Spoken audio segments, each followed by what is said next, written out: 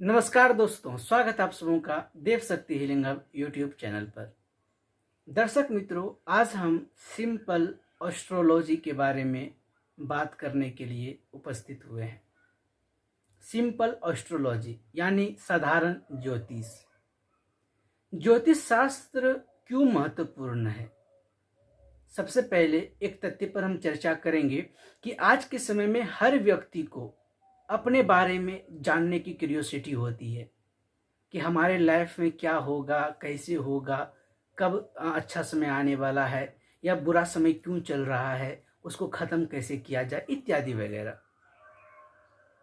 और दूसरे दृष्टिकोण में ज्योतिष जो है वो हमें जीवन को जीने के लिए तरीका और सलीका सिखाता है। दर्शक मित्रों, ज्योतिष वेदांग है।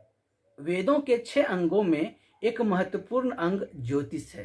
इसलिए ज्योतिष के बारे में कहा गया है, लिखा गया है, ज्योतिषाम सूर्यादि ग्रहाणाम बोधकम शास्त्रम। अर्थात ज्योतिष सूर्य के साथ साथ सभी ग्रहों का और नक्षत्रों का बोध, उसके ज्ञान को अर्जित करना, वही शास्त्र जो है वो ज्योतिष कहलाता है। और दूसरी ओर ज्योतिष को कहा गया है वेदानाम चक्षु, यानी कि वेदों का नेत्र। वेदों के नेत्र की संज्ञा इसे क्यों दी गई है? तो ज्योतिष वो मार्ग है जो आपके प्रारब्ध कर्म के आधार पर आपकी जन्म पत्रिका निर्माण हुई है।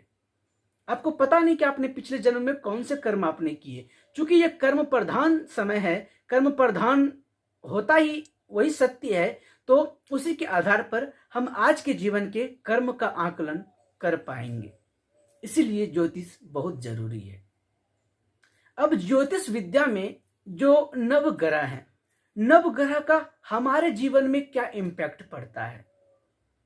जैसा कि हमने पिछले सत्र में आपको बताया था कि ज्योतिष विज्ञान इसलिए है क्योंकि जो 5 एलिमेंट्स से इस समस्त सृष्टि का निर्माण हुआ है, इसी 5 एलिमेंट्स का संबंध अलग अलग प्लेनेट का, अलग अलग ग्रहों का कनेक्शन है। इसीलिए यह विज्ञान है। ज्योतिष का संबंध हमारे शरीर से है, हमारे मस्तिष्क से है।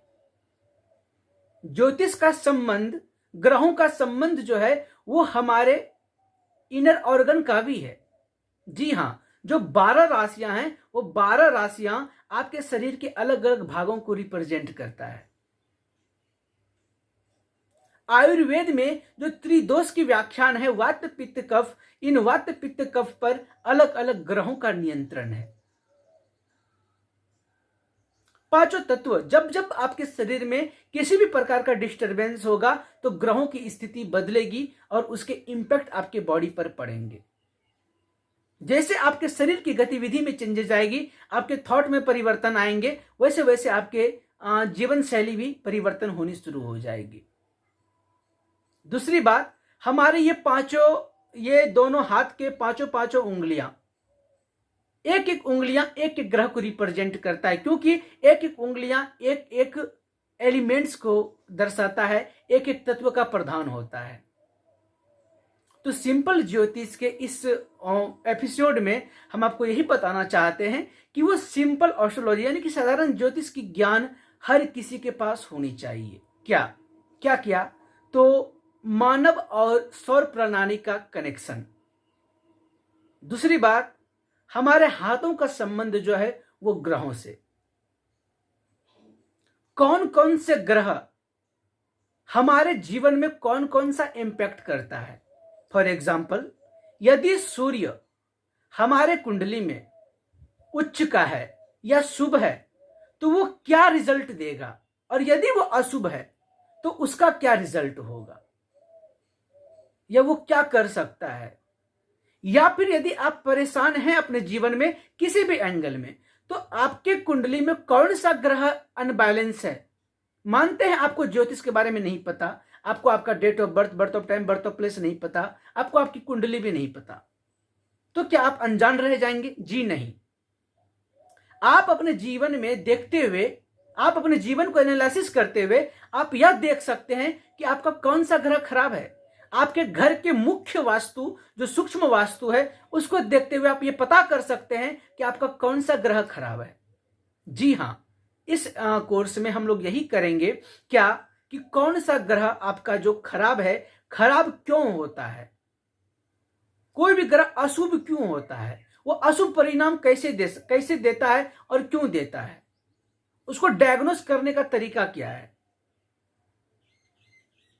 अगर आपके कुंडली में ग्रह शुभ हैं तो वो आपको क्या फल देंगे, कैसे बिना खर्च के, बिना किसी जेम स्टोन इत्यादि के हम कैसे ग्रहों को प्रबल कर सकते हैं अपनी कुंडली में। ये बिल्कुल ही सिंपल और सुरक्षित टेक्निक है जिसका कि ज्ञान हर किसी को होनी चाहिए, हर किसी के पास होनी चाहिए।